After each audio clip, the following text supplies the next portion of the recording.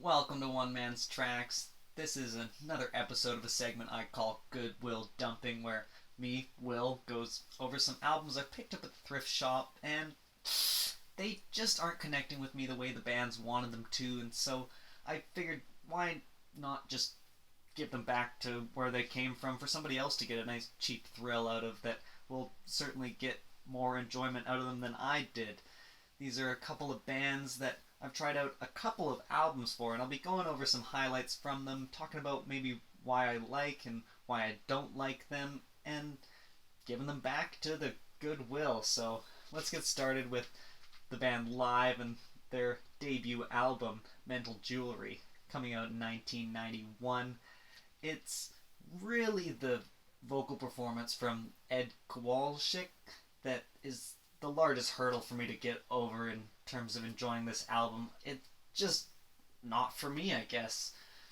Uh, the opening track, Pain Lies on the Riverside, is maybe the biggest highlight.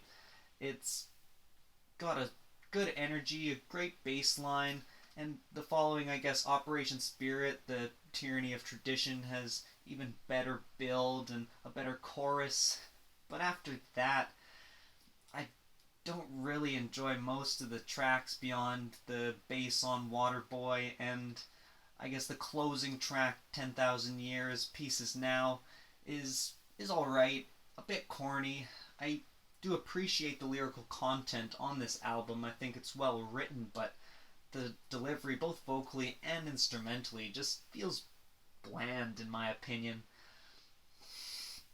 And yeah, that's what I have to say about their first album. I'm willing to give them a try because of how much I've seen this album all over the place. They're following Throwing Copper in 1994, and with production from Jerry Harrison of the Talking Heads, I'll keep giving them another shot because I'm a big Heads fan. So I dove into the Damn at Otter Creek, and it's a much better first impression with this moody ambiance and these distorted vocals. I dig it quite a bit, but once again, the opening track is kind of the biggest highlight for me.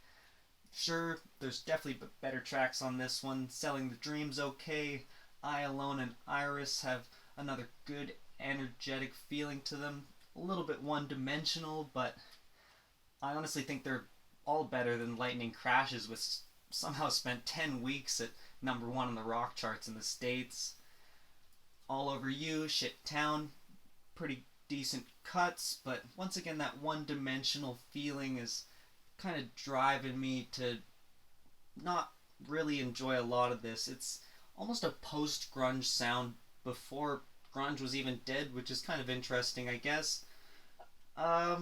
Stage is a solid, simple, effective song rocker. I like it. And my favorite vocal performance comes out near the end with Pillar of Davidson. Once again, the content of the lyrics is good, the delivery is better, and the mixing, I guess, is more concise, but still, I was hoping maybe for a more funk rock sound, and that's not really what I get. These guys are at least consistent, but for me it's to a fault, and beyond the great album cover and that everyman lyrical appeal, I just don't get live, and I'm certain that with over 8 million copies of this one sold, somebody's going to be stoked to pick it up. Moving on to the second and final band I'm going to be talking about today and their debut album. This is Canadian band I'm Mother Earth and their 93 release Dig. This, once again, I struggle to enjoy the vocal delivery, and in this case, the lyrics are so, I guess, adventurous but cryptic that I don't even know what a lot of these songs are even about, and I don't think that the vocalist even knows what a lot of them are about because he wasn't the one writing the songs, and so I think that leads to a far less compelling delivery on his part. There are some songs that I'm going to highlight because they are kind of interesting. I like their instrumental blend of metal and grunge and psych rock on the track Levitate, and then the following Rain Will Fall is my favorite on the album. It's a rad funk rocker with really great jammy builds and a shouted chorus that is probably the most memorable thing about this.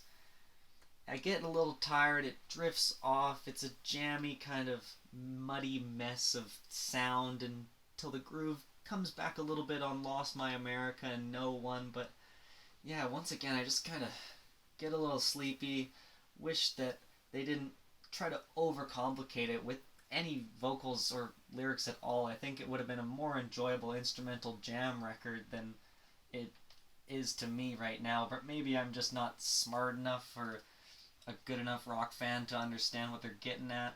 Too complicated for me. I need a simpler handheld album maybe, and people seem to enjoy it. It won a Juno above Rush in '94, and they even managed to get Rush's producer to help them work on the following album, Scenery and Fish, and I picked it up at I think the same time as I picked that one up, so I figured I'll try it out. Let's see what direction they went in, and certainly a more comprehensive direction in terms of lyrics, but also a bit more poppier appeal that makes their interesting instrumental style less interesting, I guess.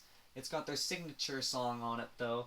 This went double platinum in Canada and bumped that one up to platinum status, probably mostly off the back of One More Astronaut, which has this more chili peppersy, poppier groove and a little bit of a post-grunge atmosphere to it. It's a decent cut. I think it's worth checking out. 3 Days Old is alright. Speaking of alright, you got Used to Be Alright that's better. It's another interesting instrumental blend of sort of a progressive pop rock with a little bit of a country influence even there. Not a bad song. Pisser and Raspberry are decent grunge cuts. I guess post-grunge at this point at 96. Songburst and Delirium, maybe one of my favorite songs on the whole album, comes way down at number 10 in the track list. And then, I guess the closer, Earth, Sky, and Sea, is a really fun, funky jam that I don't mind and makes me once again reiterate that maybe just focusing on the instrumentals might have been better.